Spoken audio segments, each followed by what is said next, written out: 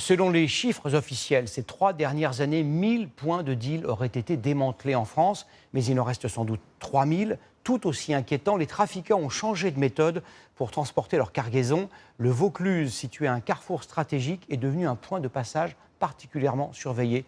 C'est l'enquête de ce 20h de Pauline Lefrançois, Sylvain Fargeot et Philippe Fontalba. Postés au bord de l'autoroute A7, ces gendarmes viennent d'identifier un véhicule suspect. Ils l'escortent à moto et en voiture rapide d'intervention. Là, on part sur un fourgon parce qu'en fait, c'est aussi une grosse capacité. Donc ça peut être des véhicules utilisés pour transporter avec un véhicule rapide en amont qui ouvre la voie. Ils sont à la recherche d'un éventuel transport de drogue. Donc là, je lui ai fait signe de nous suivre et on va procéder à son contrôle au péage. Cette camionnette vient d'Espagne. Le fourgon blanc. Sur le point de contrôle à la sortie d'un péage, les gendarmes décident d'opérer une fouille à l'aide d'un chien renifleur de stupéfiants. Il a marqué sur une valise, on a fouillé la valise. A priori, on n'a rien détecté d'anormal. On a passé ces personnes au fichier, ils ne sont pas connus.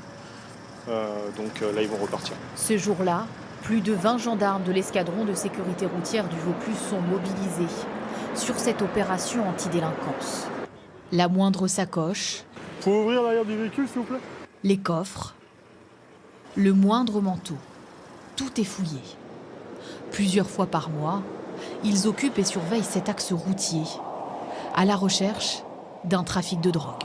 On côtoie des trafiquants ou des usagers au quotidien, donc on arrive à connaître leur comportement. On sait quel véhicule peut aller très vite et voilà, on va vite le voir si on part derrière un véhicule et qu'il accélère et qu'il veut pas qu'on procède au contrôle, c'est que forcément il y aura quelque chose.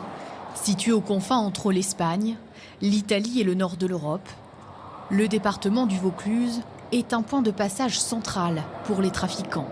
En juin 2023, la section de recherche de Marseille a intercepté ces 2 tonnes de cannabis dans ce poids lourd. Sur les grandes enquêtes qu'on a menées cette année, on a pu identifier et démanteler plusieurs équipes qui avaient tous un point commun, c'est-à-dire une implantation dans le Vaucluse. C'est effectivement cette zone de stockage qui constitue une sorte de hub, parce qu'on a aujourd'hui des trafiquants qui connaissent une logique entrepreneuriale, sur lequel viennent se pluguer des réseaux secondaires. Une zone de stockage pour alimenter la plaque marseillaise, nîmoise et l'Italie, mais aussi des zones plus reculées dans le Vaucluse.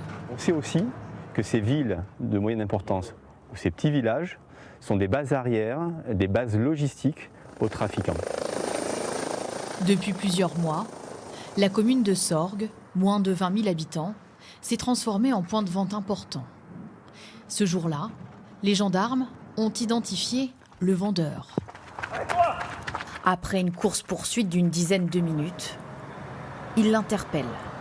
Au même moment, à bord d'un hélicoptère, les gendarmes ont repéré sa cachette. Au sol, là, je trouve une petite quantité potentiellement de la cocaïne. Plusieurs sachets de cannabis et de cocaïne sont retrouvés. Cette petite cité, au cœur d'une zone rurale, n'a pas été investie par hasard par les réseaux. C'est plus facile, les caches sont nombreuses. Là, vous avez vu, tout autour de nous, il y a suffisamment d'endroits pour cacher. On est justement dans un endroit où il y a des voies de circulation plus nombreuses. Donc c'est plus simple finalement que dans un centre-ville comme Avignon. Les saisies comme celle-ci sont de plus en plus nombreuses dans le département. La guerre contre le trafic de stupéfiants est encore longue dans le Vaucluse.